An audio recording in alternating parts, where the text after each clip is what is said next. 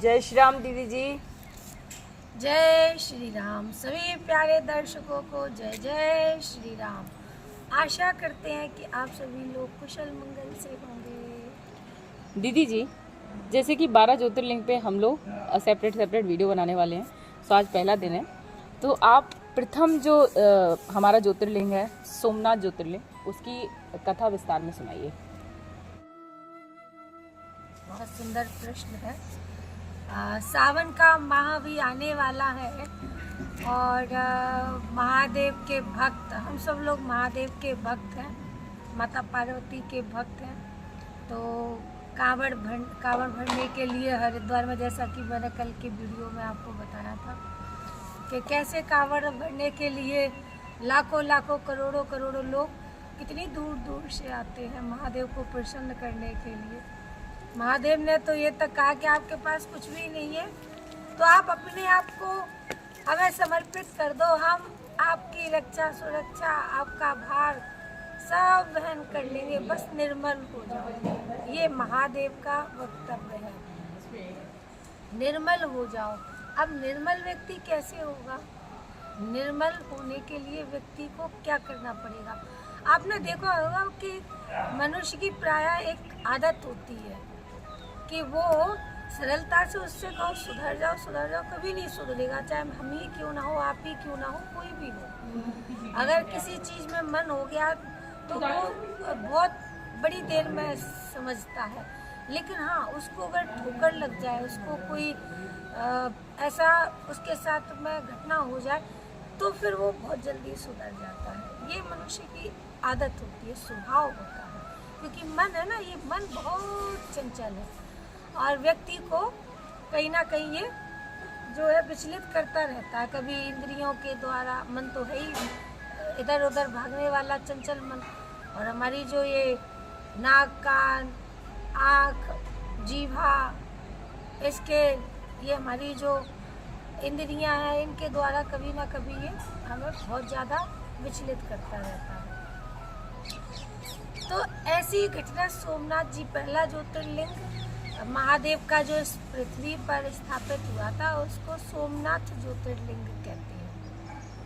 और सोमनाथ जी, सोमनाथ जैसा कि नाम से ज्ञात होता है, सोम माने चंद्रमा का दूसरा नाम है सोम, और नाथ जो सोम के नाथ हो। तो चंद्रमा जी के साथ जब एक ऐसी घटना घटी कि उन्होंने फिर महादेव को अपना नाथ, अपना भगवान, अपना ईश्वर सब कुछ बनाया। हुआ क्या कि दक्ष की जो कन्याएं थी उसमें से 27 कन्याओं का विवाह चंद्रदेव जी के साथ हुआ, और चंद्रदेव जी ने 27 कन्याओं के साथ विवाह तो कर लिया, मगर उनको प्रेम था केवल रोहिणी जी से। तो वो रोहिणी से प्रेम होने के कारण बाकी कन्याओं का जो है तिरस्कार हुआ करता था। तो सब कन्याओं ने अपने पिता से शिकायत करी। जब वो अपने घर गई मायके, तो उन्होंने कहा कि आपने विवाह तो अवश्य कर दिया चंद्रदेव के साथ, पर चंद्रदेव तो केवल रोहिणी को ही प्रेम करते हैं, और तो किसी को वो मतलब कुछ समझते ही नहीं है। तो दक्ष प्रजापति को, क्योंकि अब स्वाभाविक सी बात है, पत्नियां तो उनकी 27 है, पर प्रेम एक से करते हैं तो और जो बाकी की हैं उनको तो बुरा लगेगा ही। तो उन्होंने चंद्रदेव को समझाया, पर चंद्रदेव की समझ में नहीं आई बात। तो वही बात है ना, समझाओ तो समझ में नहीं आती। अब पिता है, स्वाभाविक सी बात है, अपनी बेटियों का दुख भी नहीं देख सकता। तो उन्होंने श्राप दे दिया चंद्रदेव को कि तुम 6 रोग से जाकर के ग्रसित हो जाओ। अब 6 रोग से ग्रसित हो जाओ, जब उन्हें ये पता चला तो सारे देवताओं में कोलाहल मच गया, क्योंकि चंद्रदेव नवग्रहों में गिने जाते हैं, और ये संसार, ये जो सृष्टि चल रही है उसमें चंद्रदेव की भी बहुत महत्वपूर्ण भूमिका है। दिन में भुवन भास्कर यानी सूरज जी उगते हैं, तो रात में चंद्रदेव शीतलता प्रदान करते हैं प्राणियों को। अब 6 रोग, 6 माने धीरे धीरे नष्ट होना, कहते नहीं 6 हो रहा है, माने 6 धीरे धीरे नष्ट हो रहा है। तो सब लोग फिर बहुत दुखी हो गए, परेशान हो गए कि तो सृष्टि के चक्र में ही व्यवधान उत्पन्न हो गया। तो सारे देवता देवियाँ ब्रह्मा जी के पास गए, उनसे कहा कि प्रभु ये कैसी लीला हो गई उन्होंने कहा ये तो बहुत बुरा हुआ, चंद्रदेव ने भी ऐसा नहीं करना चाहिए था अपनी पत्नियों के साथ में, पर उन्होंने किया है। तो पर अब इस रोग से मुक्ति कैसे हो, क्योंकि जो दक्ष थे वो प्रजापति थे और ब्रह्मा जी के पुत्र भी थे राजा दक्ष।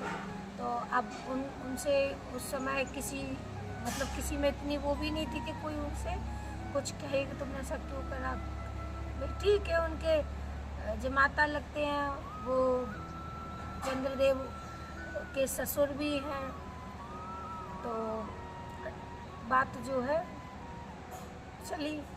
अब इसके बाद सब लोगों ने कहा इस रोग से मुक्ति के लिए तो केवल महादेव ही हैं जो इन्हें इस रोग से मुक्त करा सकते हैं। तो उन्होंने कहा क्या करें, तो बोले महादेव की भक्ति करो।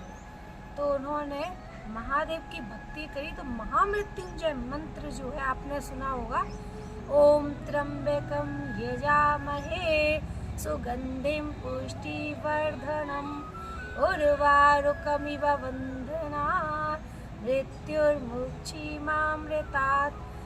इस मंत्र की रचना मार्कंडेय ऋषि ने की थी और ये ऋग्वेद की एक ऋचा है।